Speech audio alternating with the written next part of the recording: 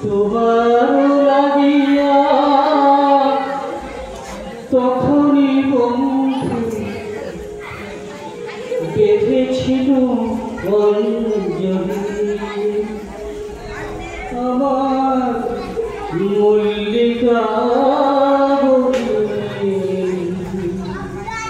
আমার মল্লিকা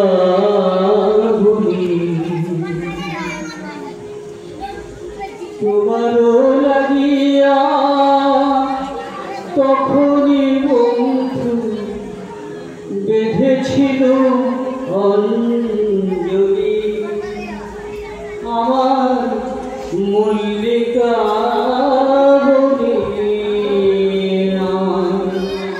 মল্লিকা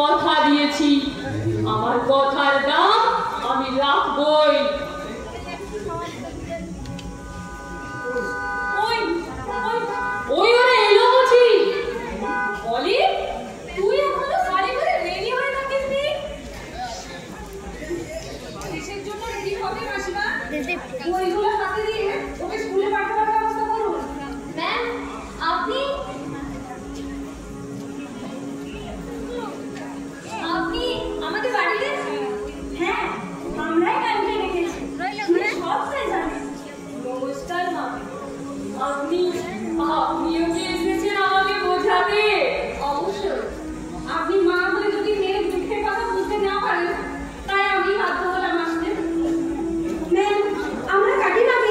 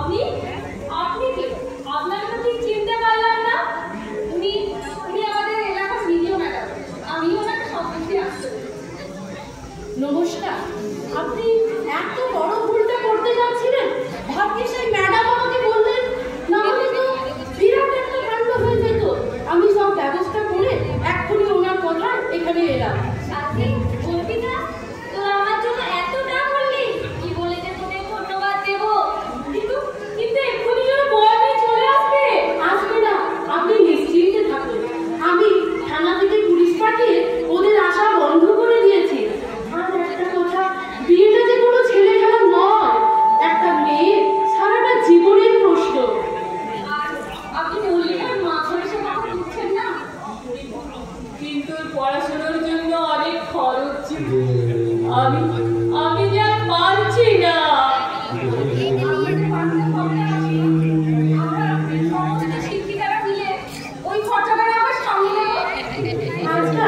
পড়াশোনার জন্য অনেক লোন পাওয়া যায়, আপনি হয়তো সেগুলো জানেন না।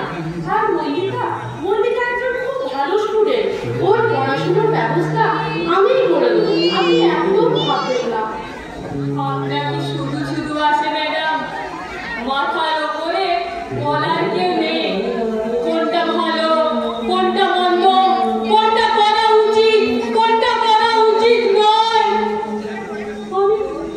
আমি যে একজন মা, আমি তো শুধু এইটুকুই ভাবছি, এটা করলেই ওর হয়তো ভালো হবে।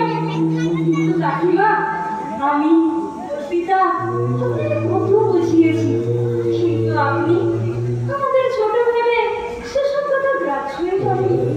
হ্যাঁ, আমরা তো আগে এসেছি, আপনার কিছু ছেলের কথা শুনে বারবার আপনাকে বলেছি, মনে এত বড় ক্ষতি আপনি করবেন না। শিক্ষাটাকে মেরুদণ্ড আসে না, ওটা যত মজবুত হবে দেশ তত উন্নত হবে। শুধু কি তাই, মেয়েরা যুদ্ধ বিমান চালিয়ে শত্রুপক্ষকে ধূলিসাৎ করে বুঝিয়ে দিয়েছে নারী শক্তি জিন্দাবাদ। ভয়, বড় ভয় করে গো মা। ও যে আমার একমাত্র সন্তান। সব মেয়েই তো কোনো না কোনো মায়ের সন্তান। তাহলে আপনি যদি পুরনো ধারণাগুলোকে মনের মধ্যে পুষে রাখেন, তাহলে যে আমাদের আবার সেই পুরনো দিনে ফিরে যেতে হয়। হ্যাঁ মাসিমা, যুগ বদলেছে, মেয়েরা অবলা, মেয়েদের শুধু রান্নাঘরে বানায়, ওসব ধারণা সবাই ভুলে যান। ওদের এত দুর্বল করে দেবেন না আপনারা। তাই আপনাদের উদ্দেশ্যে বলছি, নারী জাতিকে সম্মান করতে শিখুন, ওদের সাথে সহযোগিতার হাত বাড়িয়ে দিন। তাহলেই দেখবেন রাতের অন্ধকারে মল্লিকার কলি আর ঝরে পড়বে না। আসুন আমরা হাতে হাত রেখে আজ শপথ করি, আর শপথ করি